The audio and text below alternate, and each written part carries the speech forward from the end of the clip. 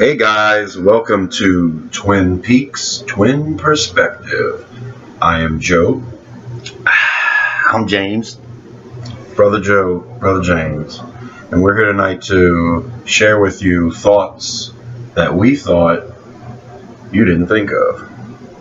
Now, we came up with some of these, but we also rely on the community, and what we do is Love the community. we tend to see what the community's saying and doing, and then we go back and analyze things, and we try to find some things that not a lot of people are talking about.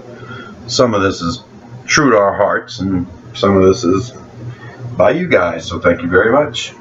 Think to make you go, The review and recap, I did that by myself, so I'm going to let my brother explain. What exactly did you think about Part 10, Laura is the One? Full spoilers, everything Twin Peaks from here on out. And this is thoughts we thought you didn't think of for Part 10, Laura is the One. What did you think of Laura is the One? Is this thing on?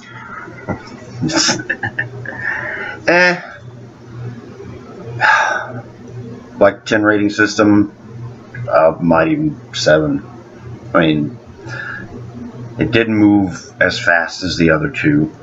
It wasn't my favorite. The lightheartedness, like the Mitchum brothers, which was the comedy of the episode, wasn't strong enough to withstand the abuse and everything else that we got. So it felt like Empire Strikes Back without the fun. You mean Lawrence Kasdan should have helped write this one?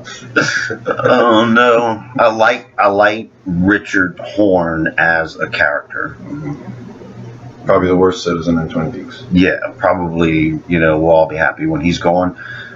Steven, don't even like him as a character. Don't like to look at him. Don't like to smell him. I just don't care for him at all. Right. So, I'd say keep me some Richard. Let's get rid of Steven, just because Richard's a real jerk. Right.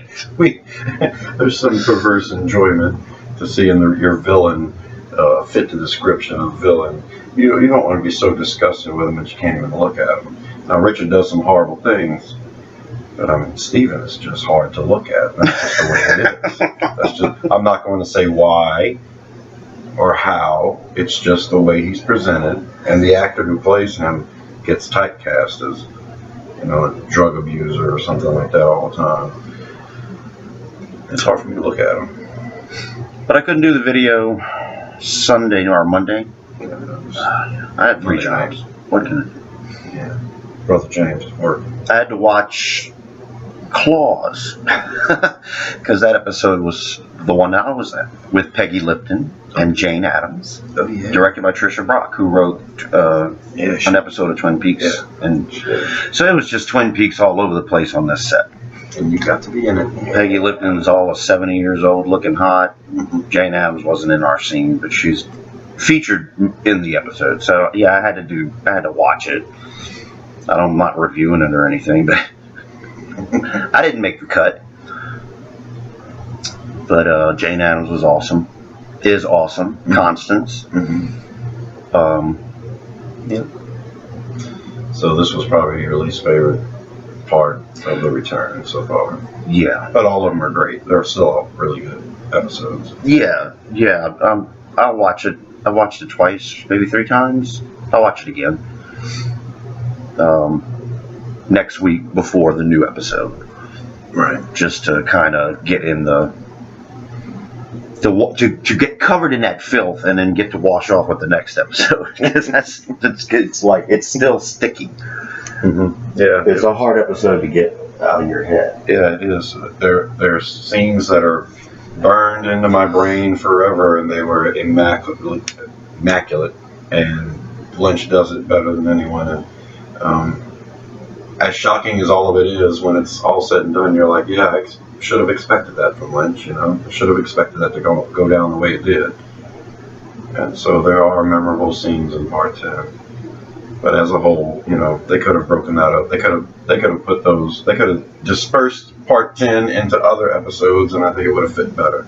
Like you said, the comedy. I had to watch the episode. I think I watched it 5 times, and the comedy got funnier and funnier as I desynthesized myself to the fucking horror and violence of it. How do you say it? Hello, Johnny. How are you today?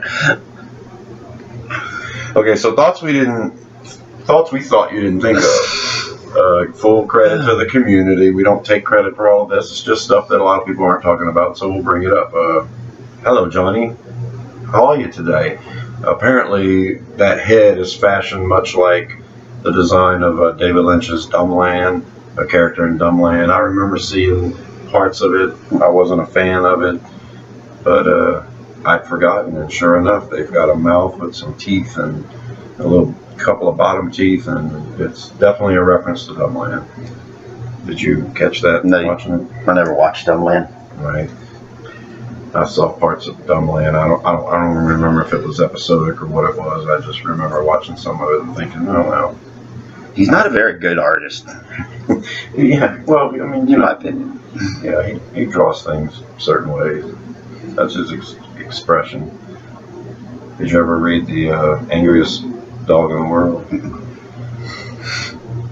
That was distributed in like alternative newspapers. It was a cartoon that he did weekly for a while, and it was always, I think, the same 3 frames: the dog's laying outside by his dog house, outside of the owner's house, and usually on the 3rd frame he'll say something, a reflection of life.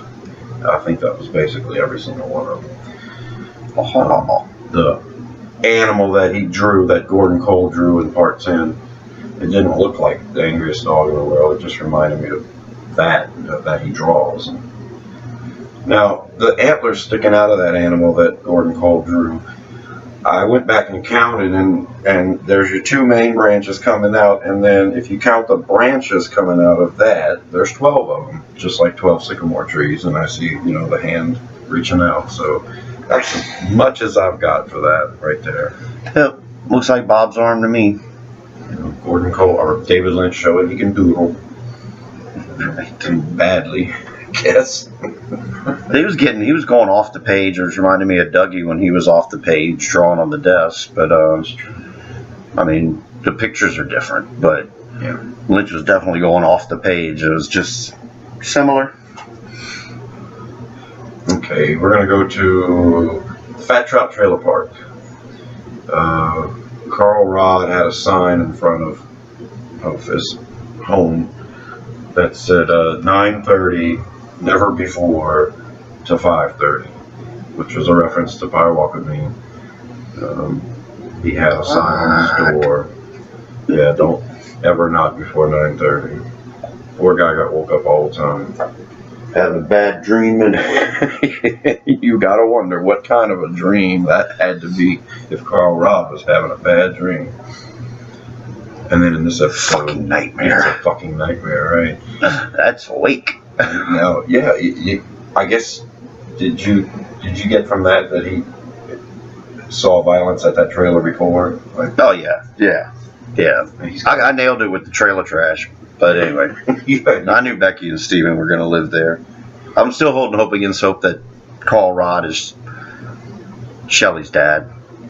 Well, and that's his granddaughter in there. Yeah. So how much is he going to tolerate? Right. If that would be the case, he's kind of wasn't stepping up. But did you notice how when the red coffee cup flew out of the window, it managed to land right side up? Cool. I don't know if they paused the film and then set it right side up, but it looked like it just managed to land right side up. It's kind of neat. What else in the... Oh, I want to go to Miriam's trailer. Here's some more thoughts that we thought you didn't think of. Miriam. Did you notice all of the stuff in front of Miriam's trailer? I mean, it was like eye candy for all you Lynch crazy people that want to pick out every little thing. There was a birdhouse on top of the trailer. You notice a basket full of red potatoes. Yeah. Couldn't be white potatoes. I mean, this is Twin Peaks, got to be red. There was, next to the fence, looked like something that was in the shape of an owl. I don't know if it was connected to the fence or not, but I noticed that. And there was also an angel in the garden in front. And you noticed something in the window. It's like a Christmas tree. Right. a white Christmas tree, and I guess this is September going into October, so she's either really late with the ornaments or really early.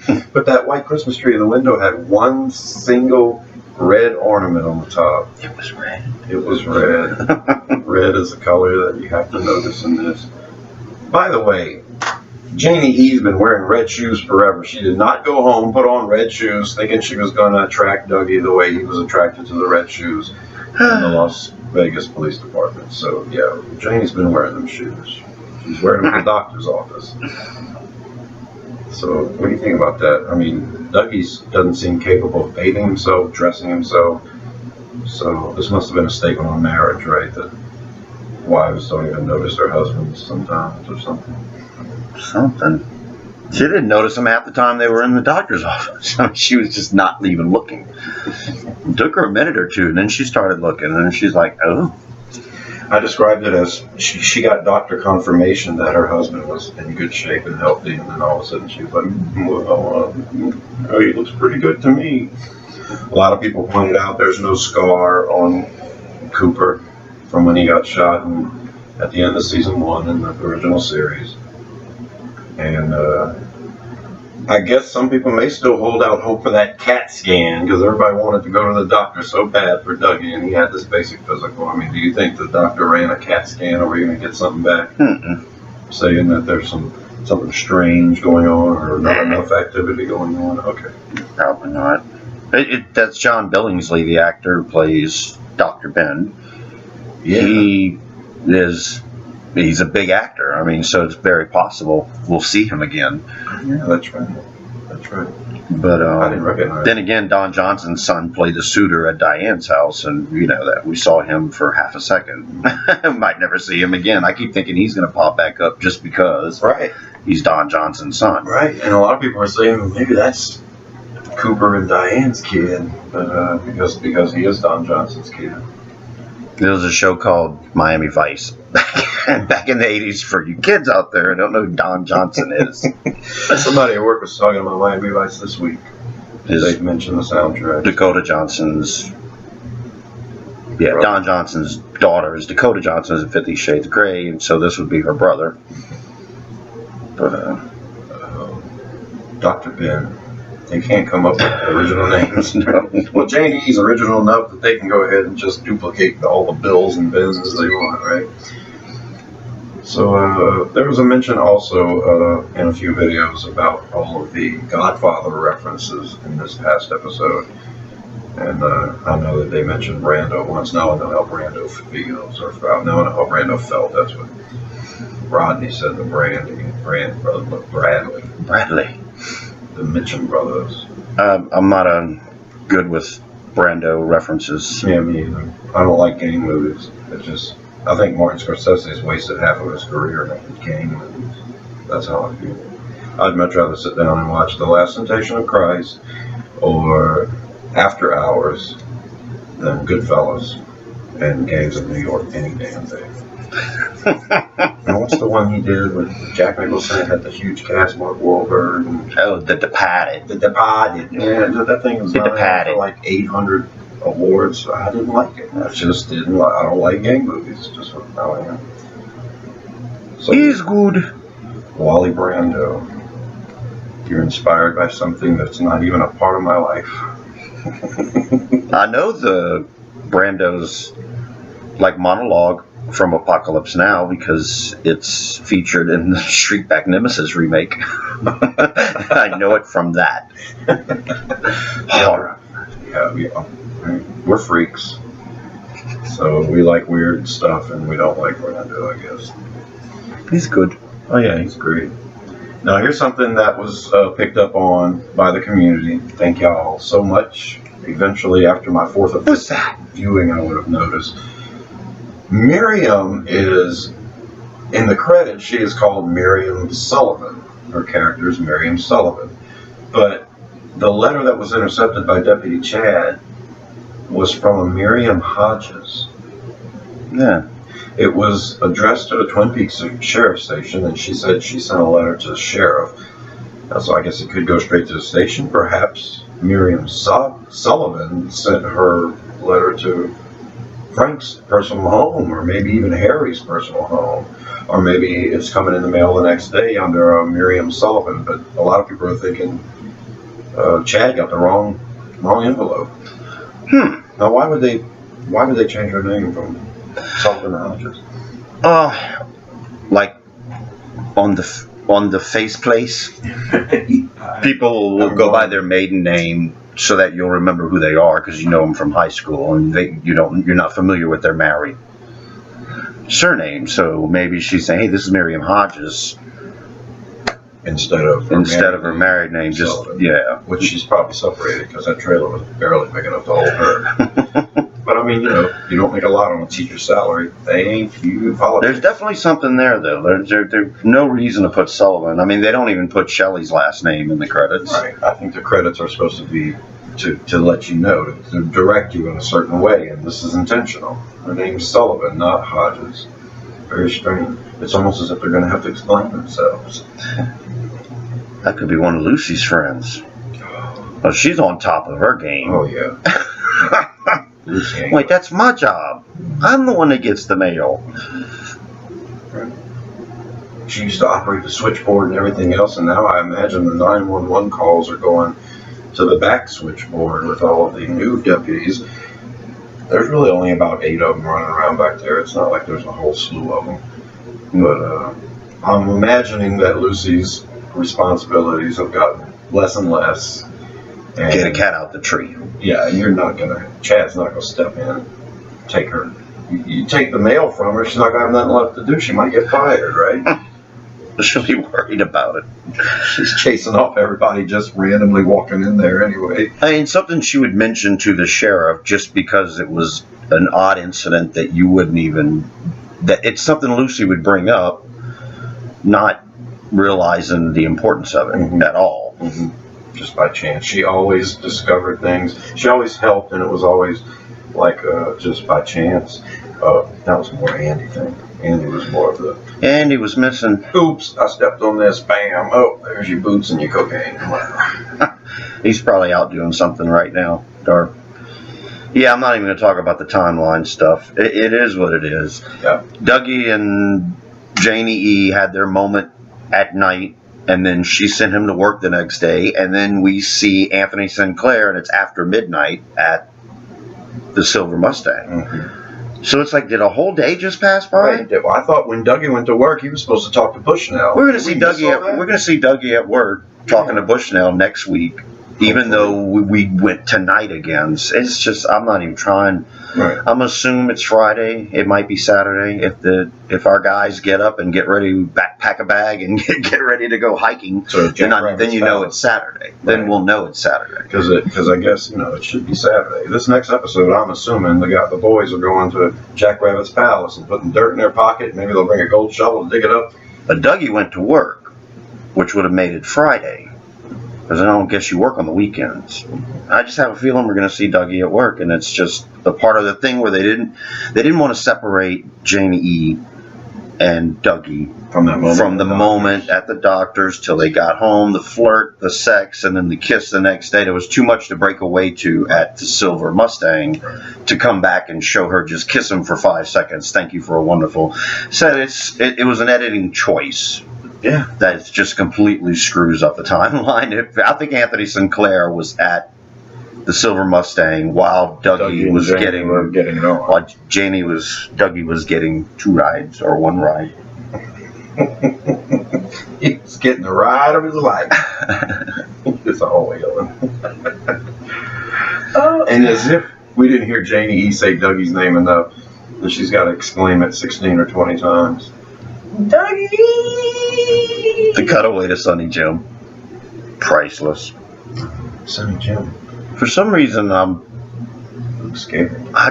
For some reason I thought he was getting born at that point. It just, you never know with David Lynch.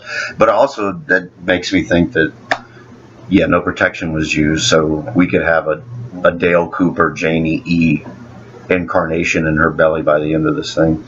Now, I've watched a bunch of videos. I'm probably going to listen to a few of the podcasts the rest of the week, but I haven't gotten on Facebook for long. I guess I've been on there maybe an hour or two, and I've been hearing in some of the videos how they're reflecting on the rest of social media and talking about how people are in an uproar about all the abuse towards women, which is like, give me a break, man. Can we tell a story at all? If a man doesn't kill a woman in a movie, then what happens? Nobody dies, or it has to be a woman kills a man, otherwise it's not justified. Yeah. If Dougie was a woman and Jamie was a man, people would say that this was rape, because Dougie's not about himself and she's slapping it on him, right? But then Dougie's enjoying himself, so maybe, and it just goes on and on. It's a story, for Pete's sake, man. Somebody could skin a dog and a cat.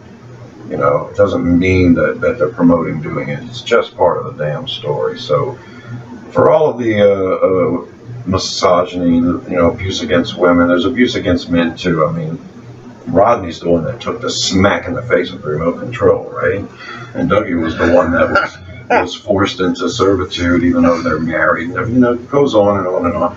Leave the PC at the door when it comes to television and movies and music, please. I mean, this is entertainment. If you don't like it, turn it off. That's what George Carlin said.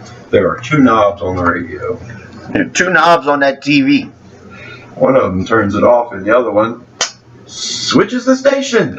Imagine that. You can actually switch the station. It's called freedom of choice. They promote this too. I haven't heard any anti-smokers coming out, but I have heard there's been a spike in smoking in movies, and they are afraid that kids are going to look up to actors and smoke. So they're bringing that back. It's like 8% of the world smoke now. You're winning. Yeah. We're gone. Next year it'll be 7%. I look ridiculous. It's definitely not cool. It's just addictive. That's all. It's not cool. If you got lowered the addictive properties of cigarettes, if you force these companies to do that, then perhaps you could save some lives. But there's enough donations from the tobacco industry going to politicians where that's never going to happen. So deal with it. That's a good jumping off point to Dr. Amp. And I'm sick and tired of people bashing Dr. Amp. I mean, even if it's like almost casually.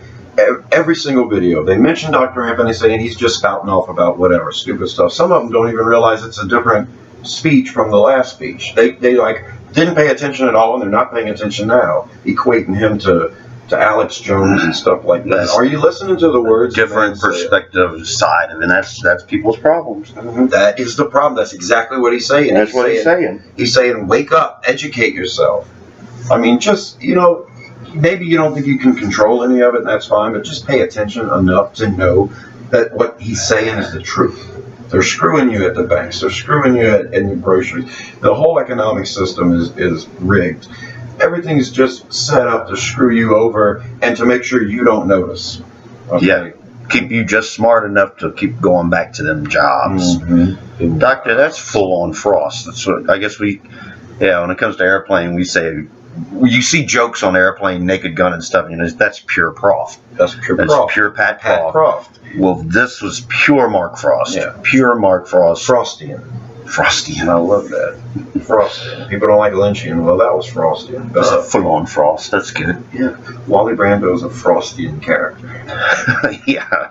And Dr. Amp is full-on Frostian. And the whole point, to dig yourself out of the shit and into the truth. And then you've got these, I'm going to say it. Twin Peaks fans are smart. Twin Peaks fans are neat. Some of them are probably a little thrown off. We're all a little thrown off. But we've got brains. Don't turn your ears off when Dr. Amp is speaking. Please don't. Open them ears up. Listen to what he's saying. If you don't believe it, look into it. You'll be convinced enough. All you gotta do is look for it. Speech does go hand in hand with his first one, but two different speeches, definitely. Yeah, completely. But Nadine gets it. Yeah, Nadine gets it. She got her shovel. I think Jerry Horn gets it. That's what's wrong with these people. Where would you mail Jerry's shovel to? Right. Yeah, you gotta assume. I don't think he ever lived in the hotel. We've never seen Jerry's personal life. We don't know. All we know is that he was in love with the Snow Queen, Hepa. And he was always upset when he didn't get first shot at the new girl. Suck it to me. And when he was saying who's holding out on who, he was talking about sex. He actually had drugs on him and gave him the black. It was almost as like he wasn't interested in the drugs. He was just interested in getting that first crack at the new girl.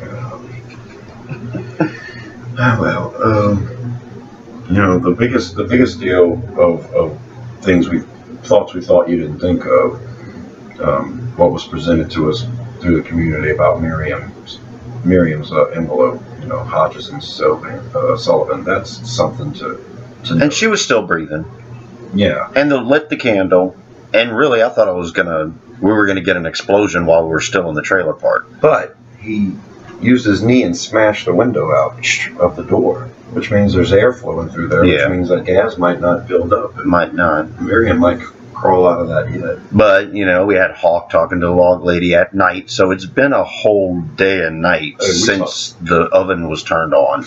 That's right. It's just, that's that time thing again, where it's like, we're probably going to go right back to right before it explodes, it's just, but if you start looking at it as day, night, yeah, she might have bled out and be dead.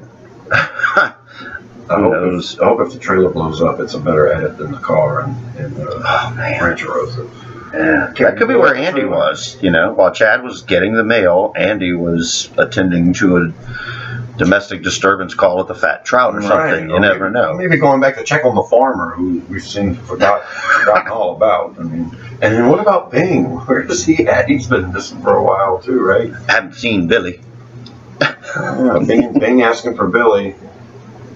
That could have been just a random thing. Okay, so those are some of the smaller things that we noticed. And one other thing,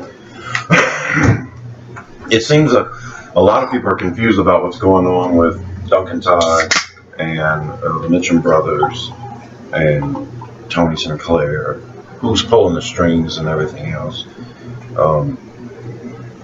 Obviously, Mr. C has been employing Duncan Todd to make these hits.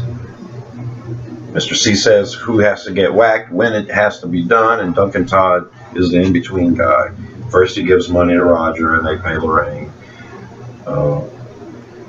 Lorraine pays somebody else, they don't come through, so then the hit's put on Lorraine. And Ike's the one that carries that out, and Ike's supposed to be the next one in line to kill Dougie. They were all charged with killing Dougie, and none of them have done it yet. The thugs Lorraine hired didn't do it, Lorraine didn't do it, and Ike didn't do it, he got arrested. So it's Mr. C that wants Dougie dead. Now Mr. C's charging Duncan Todd with doing it personally. It better be done the next time I call. So Duncan Todd's hitman's in jail, and he's like, oh my God, what am I going to do? So he decides to get Tony Sinclair to put the blame on this insurance money that the Mitchum brothers never got, put the blame on Dougie Jones, and they think it's just instantly going to happen. The Mitchums are going to kill Dougie Jones, and that's going to be that. You have an enemy in Douglas Jones. Right. If they don't kill Dougie Jones, then I'm assuming they better do it the next day, because we don't know when Mr. C is going to call Duncan Todd again and say, is it done? So Duncan Todd says, Tony, if the Mitchums don't do it, you have to do it.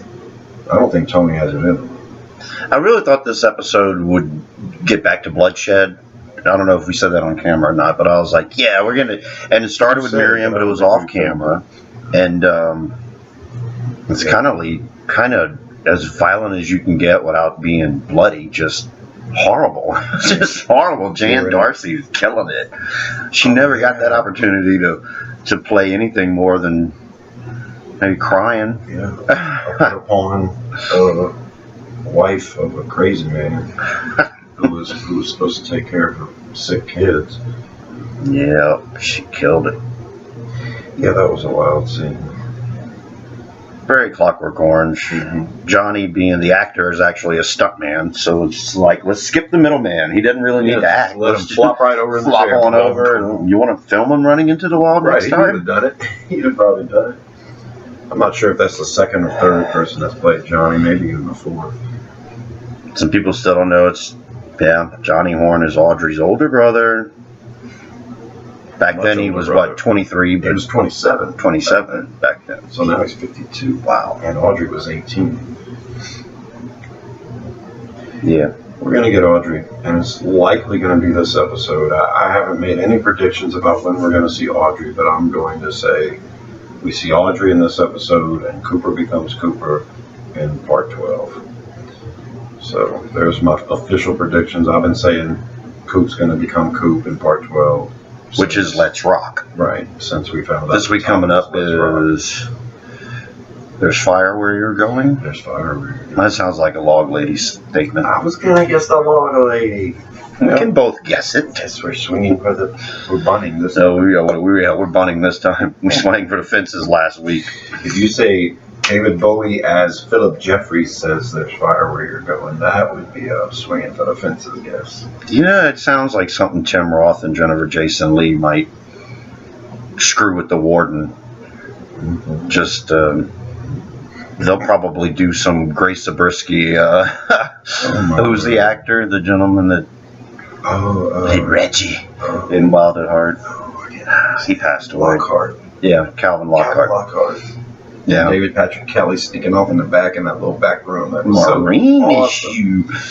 Yeah. Harry Dean Stanton. It's time to bring some David Lynch creepy stuff out. And Hutch and Chantel look like the two that would do it too. Oh, you want Chantel to play with him for a little while? I'll make him sing. I don't know there's much you can sing about, though. Right. There's nothing to beat out of him. Right. They just might get off on it. They just scare him, and he might be the one that says, "There's fire where you're going." As they're, torturing him. One other thing that I wanted to bring up, there's a couple other things I wanted to bring up about thoughts. We've got to talk about Diane. Everybody thinks Diane is turned to the dark side. Everybody thinks for sure she's communicating with evil Coop. And there's a lot of things that contradict this.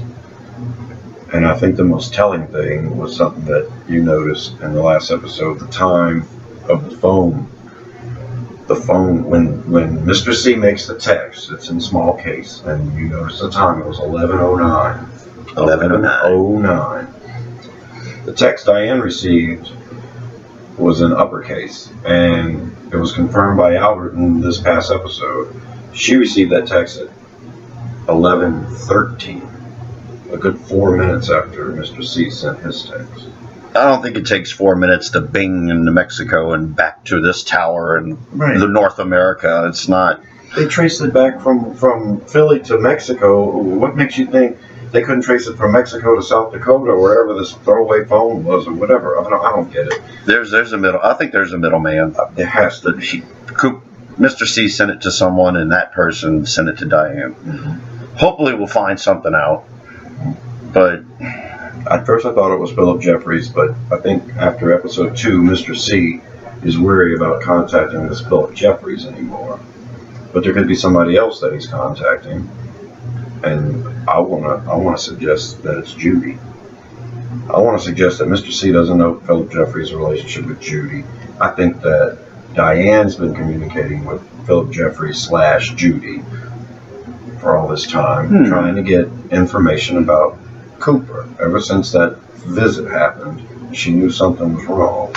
So she's been doing her own little private investigation now. Albert did the same thing. Albert contacted Philip Jeffries.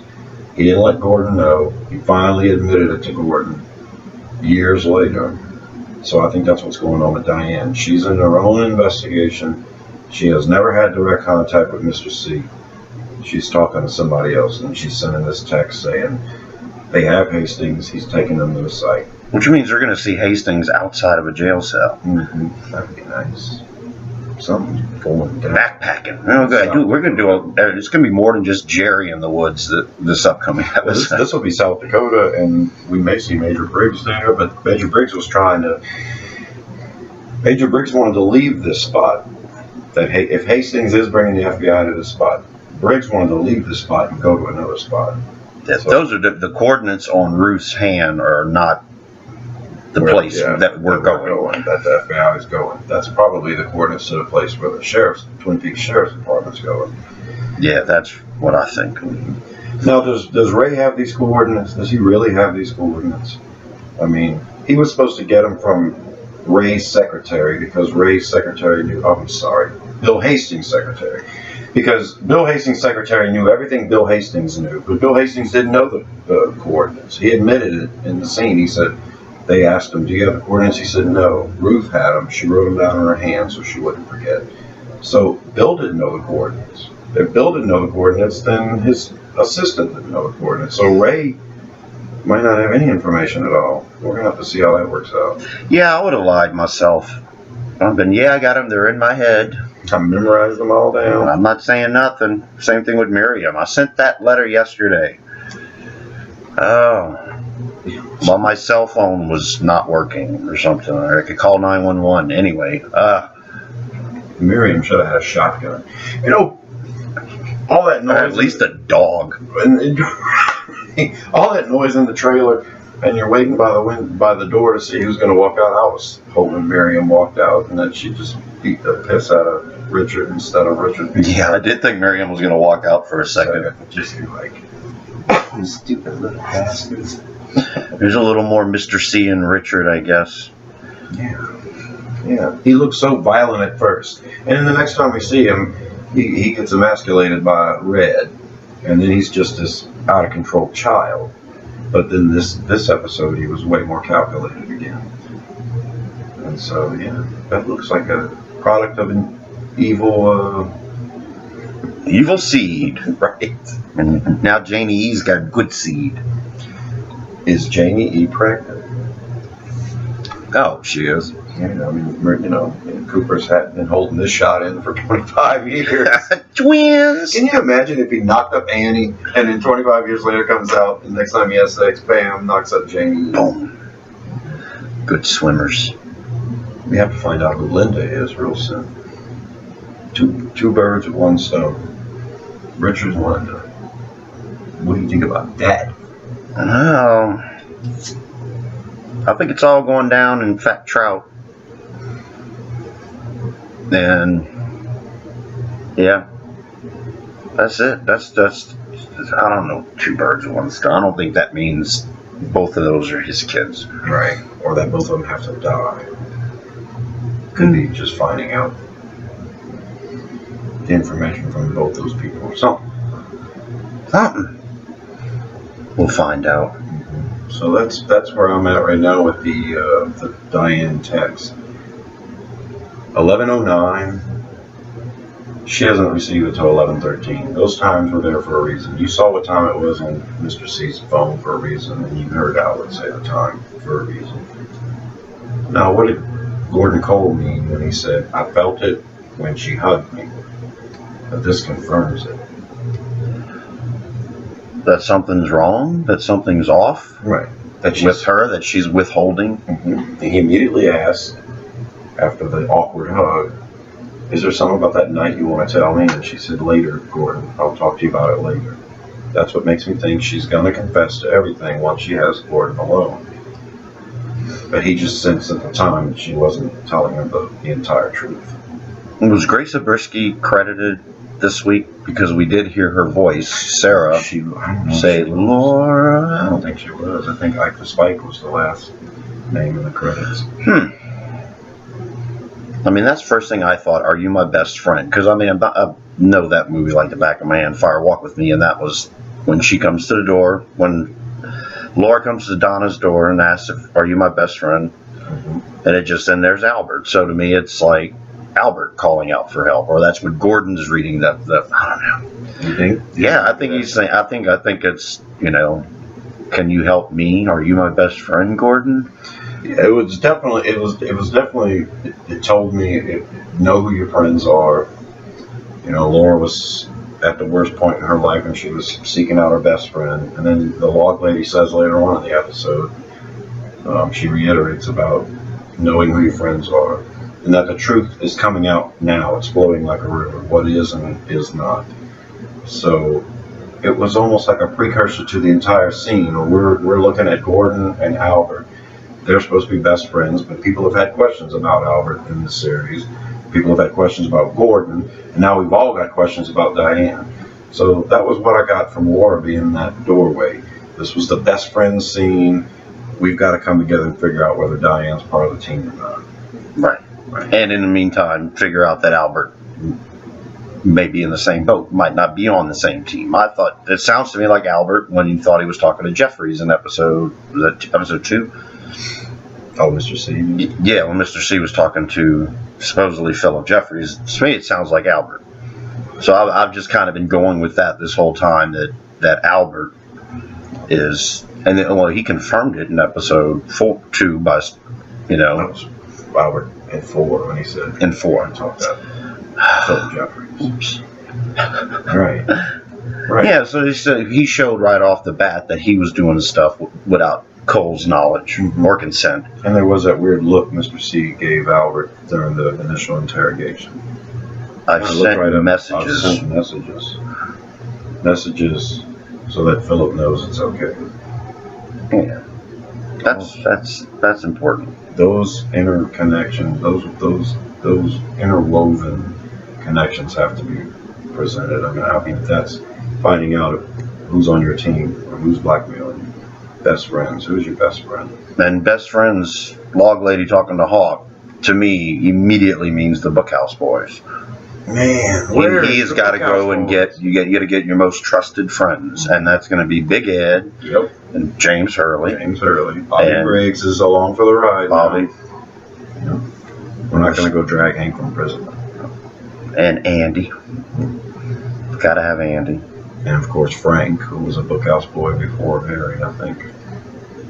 Yeah, I mean they would even trust Hank if he were alive, you know, to come help with certain things. Yeah, Chris Mogi's great. The Hank character was one of those characters you love to hate. That's what I mean by villain. The villain has to be a certain way. A lot of people hated Hank, but I think we hated Hank because of the person he was, the character he was.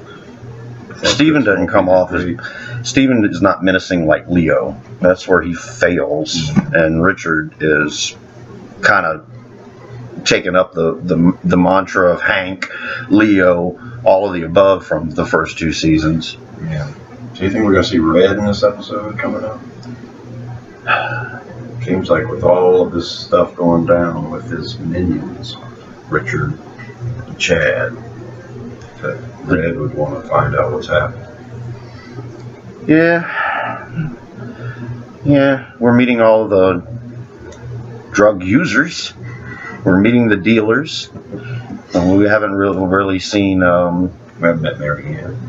I've met Marianne. We've only seen Jean-Michel once, twice. But yeah, I think that's something that Coop will be fixing. Like I want to see Coop come back first, and then help the town or whatever. I mean, we're running out of time, but for any of that to happen, it just might all fall into place as we're getting Coop back. And did you guys notice during the news? Now I mentioned the extended forecast put that day at Tuesday, but it actually put that day at Wednesday because the next extended forecast started Thursday, so I was off by a day. But on the desk, there was a big red square that said 12, and on the news desk. So when I first saw it, I said, well, this must be Channel 12 News. But then I got to looking at it again in subsequent viewings, and was like, oh, 12. That's the episode I said Cooper was coming back. Wouldn't that be neat if that was like a shout out to Part 12? Keep the eye out for Part 12. 12 deer antlers, 12 sycamore trees, 12 days of Christmas. Or the 12 Cajun days of Christmas. I don't think you guys know that, though. Shot. Man. 5 onion rings. Before you drive me nuts. Sticks pack of 60s. And the crawfish we caught in RV. All right, one other thing we thought you didn't think of. All of you guys think Benjamin Horn fell off the wagon. He simply got off the phone and said, Beverly, would you like to go to dinner with me? Dinner does not imply Ben's fallen off the wagon, okay? I don't think Sylvia's fit would knock him off if he's being a good boy. I don't think he was going home with Sylvia. You know, I was hoping he was trying to be a good guy, but he won't sleep with Beverly because of Beverly's husband, okay? I don't think possible. He's slipping. You think he's slipping? I think he's wants to spend time with another individual and maybe talk it out or whatever's going on with his life. I mean, he's escaping from it. Yeah. I had a friend pass away last week, and I think I drank for 3 straight days. Some people handle it differently, as long as you get up and go to work. Now, when Ben was breaking it off with Beverly and saying we can't do this, he kept his hands on her the whole time, and it to me said we can have a relationship as long as we don't take it to that level. So that kind of intimacy where you can touch each other's hands and face and stuff like that, and you can go to dinner too. I'm sure. I hope that's not what's happening with Albert and Constance. I hope they get brown chicken, brown cow. I heard somebody mention, do you think Albert got some? And Albert went to the room after the dinner with Constance. Albert was meeting with Gordon, so if he got some, it was a quick some or he got it after the meeting with Gordon. But because Miguel Ferrer has passed in real life, it would be interesting if Albert retired in this series from the FBI and settled down somewhere with Constance. That would be a good way to, for Albert to ride off in the sunset. And then Jane Addams is she's a regular guest star on Claws. I mean, she's prominent in 2 current shows on TV right now. She's prominent.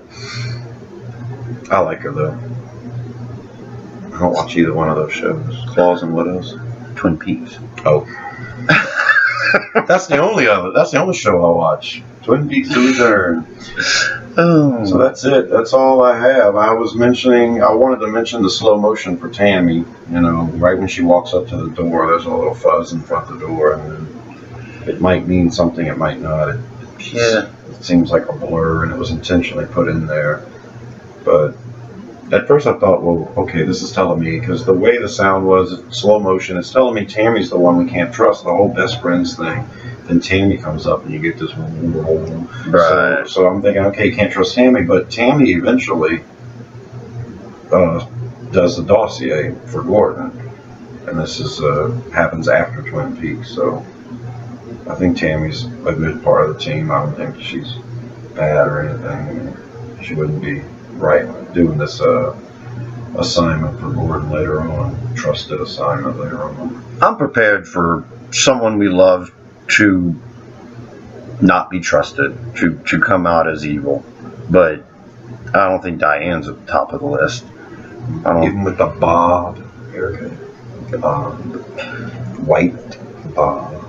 I think her hair's like purple in Star Wars. They just recently showed behind the scenes footage for episode 8, and you got to see Laura Dern wearing another wig, blue or silver. I'd have to go back and watch it, but yeah, she's rocking out the wigs, man.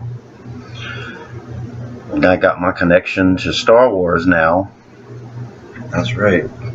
But instead of 6 degrees to Kevin Bacon, 6 degrees to Twin Peaks, we do that all the time. If we see somebody, we're like, okay, they worked with this one, they worked with this one, okay. Connect everything to David Lynch or to Twin Peaks. Yeah, closest I ever was. I worked with Laura Dern twice, and now she's in Twin Peaks, so that confirmed it. But I didn't know at the time, and worked with Peggy Lipton and Jane Addams and Trisha Brock. Tim Hunter did an episode of Scream, the TV series. So worked with peak players, but never an actor. So it escaped me till this year, and it was Peggy Lipton of all things. I love Tim Hunter's movies. He did River's Edge with Dennis Hopper. You could always tell when he does an episode. Yeah. His was always the next best to Lynch.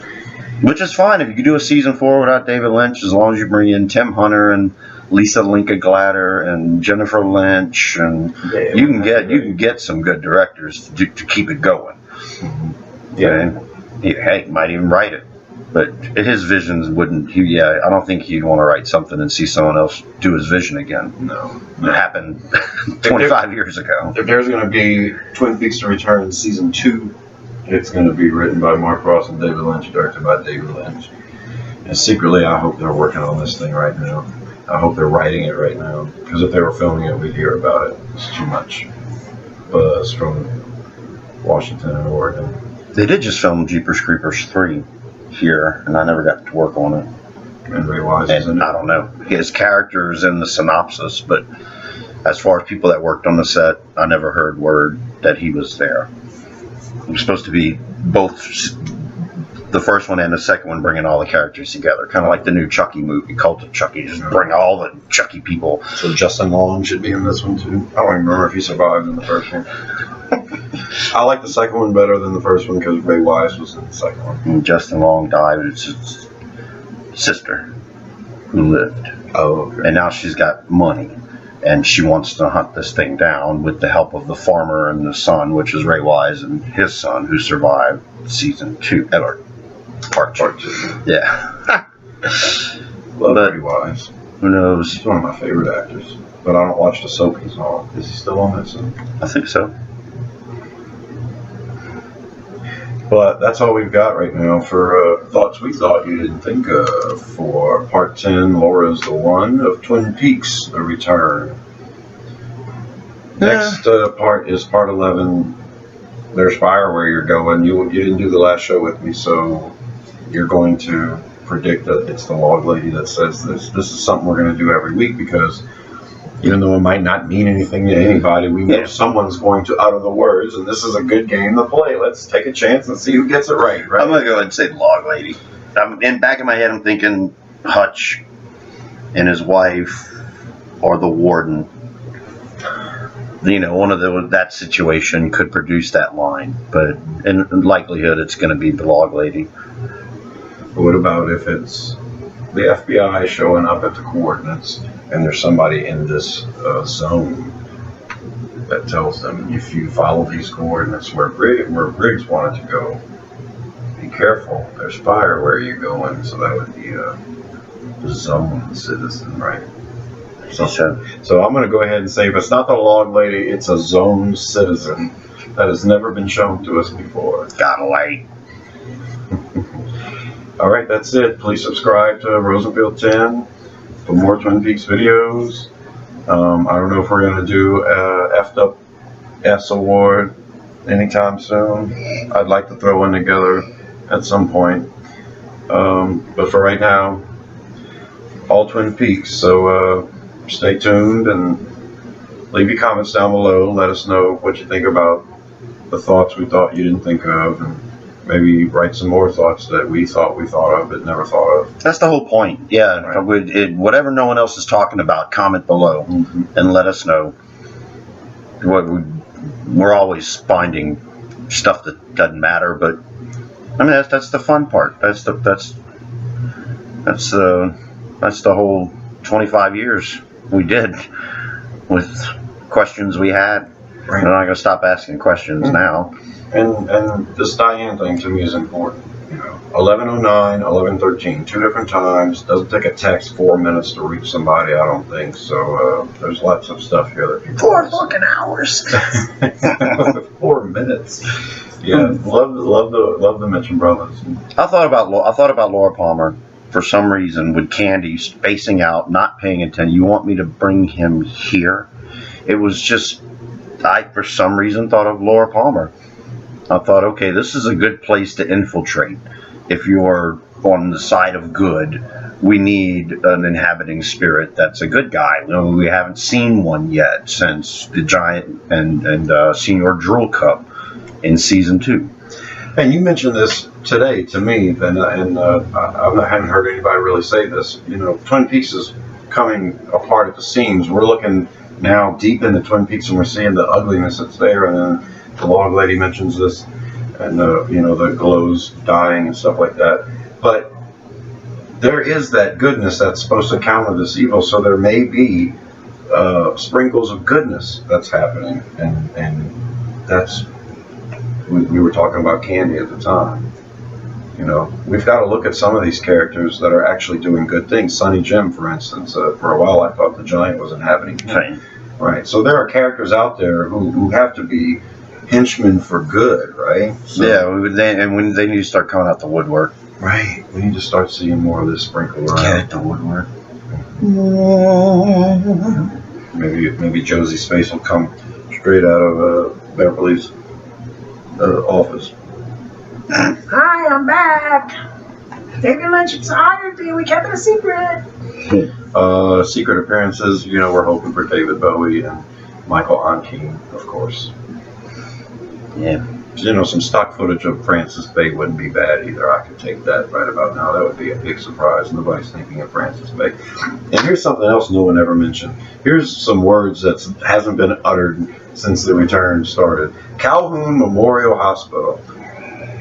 We haven't gone there. I thought for sure we were going to get Calhoun and Johnny in a bed or something, in a hospital bed. But Calhoun was featured in the pilot, so wherever they filmed that, I'm sure they could have filmed in this series. So, do you remember if the nurse, what was her name that you used? Tanya Pettiford, something. Is she in this? I No. don't know. Maybe so. I forgot the cast list. That was 217 people. I forgot to look. I mean, there's not too many people we haven't seen yet, like Eddie Vedder. He'll pop up on stage anytime.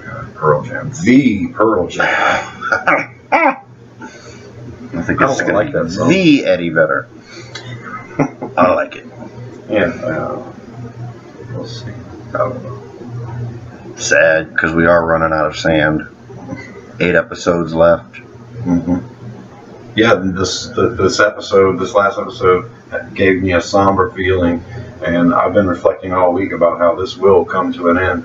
And Kyle MacLachlan in all these interviews, and he can't hardly say anything, but the one thing he says in every interview is, it's going to end, and the fans are going to love the way it ends. The fans they're going to be rewarded in the end. That's what he says. There's no guarantee that we're going to be rewarded in the end.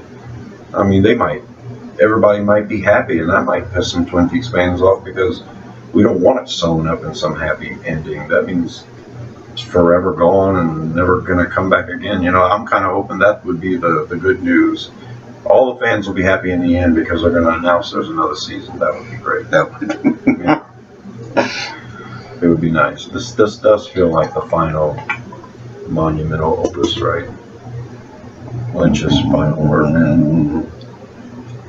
Okay, guys, subscribe to Roosevelt 10. Thank you. Keep watching, and we'll see you in the trees. Bye.